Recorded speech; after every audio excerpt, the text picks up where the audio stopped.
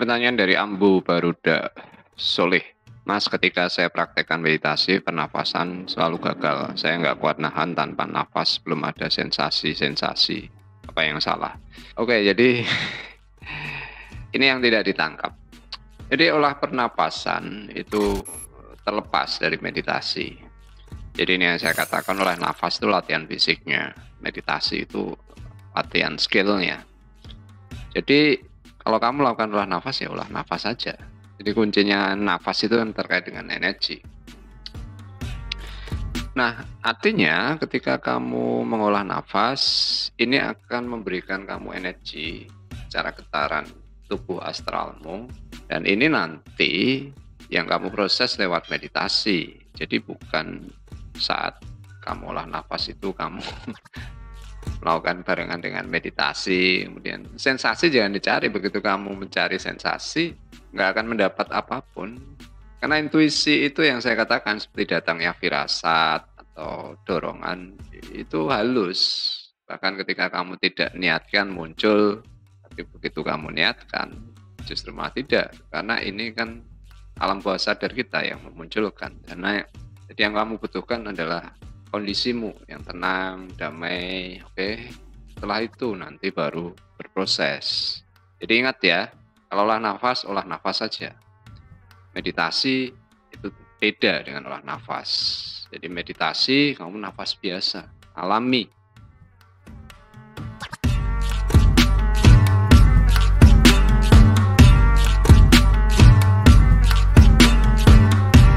Pertanyaan berikutnya dari Gangsar Trisdianto. Apa hubungan Kundalini dan Guru Sejati yang notabene ini semua ada di dalam diri kita? Oke, jadi kalau saya katakan, kalau kita pelajari yoga ada satu lesson atau pelajaran pranayama itu adalah pemahaman sains kuno terkait mekanisme energi kita. Jadi ini yang nanti terkait dengan lapisan tubuh secara energi. Jadi kamu eksis kalau dalam dimensi fisik, ya kamu dalam tubuhmu. Artinya seperti ketika kamu tahu air ya, kalau air ini dalam bentuk es padat, dia tidak akan menembus kemana-mana. Ketika air dalam wujud cair, dia bisa masuk ke sela-sela. Kemudian ketika jadi gas, dia tidak terikat ruang. Ini sama pemahamannya dengan pengolahan energi diri kita itu sendiri. Nah, Kundalini itu kan jalur kelistrikannya. Jadi yang dikatakan koil itu gambarnya ular, ya kan? Ini terhubung dengan sistem syaraf tubuh, terhubung dengan ibaratnya aliran-aliran listrik. Jadi sistem syaraf itu kan bekerja, rangsangannya itu kan seperti jalur listrik. Padahal titik-titik cakra itu adalah titik-titik di mana kelenjarmu itu ada. Dan kelenjar ini berhubungan dengan organ-organ tubuhmu. Jadi istilah Kundalini itu ketika kamu mencapai aliran listriknya itu lancar sampai ke cakra mata ketiga, kemudian kamu mengalami Kundalinimu terbuka misalnya. Ini bisa dipahami sederhana ketika kita belajar dari sisi kelistrikan yang energi ya. Tapi ini kan jarang kita dijelaskan tentang hal ini.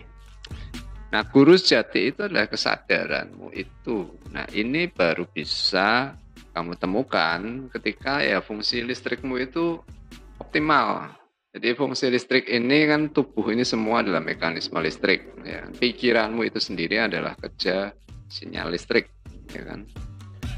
Artinya Guru Sejati yang saya katakan guru yang awal yang memberikan kamu pemahaman itu adalah dari koneksinya.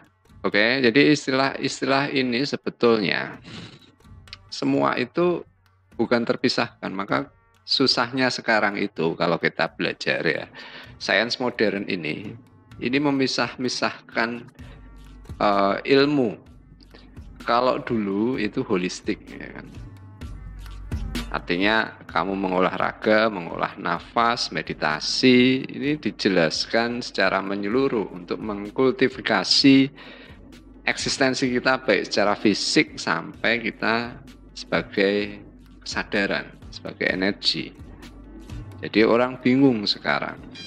Mereka menyangka ini adalah hal yang berbeda. Tidak, substansinya semua sama. Di setiap ajaran agama pun sebetulnya itu hal yang sama, substansi yang sama, cuma dengan perbedaan istilah saja.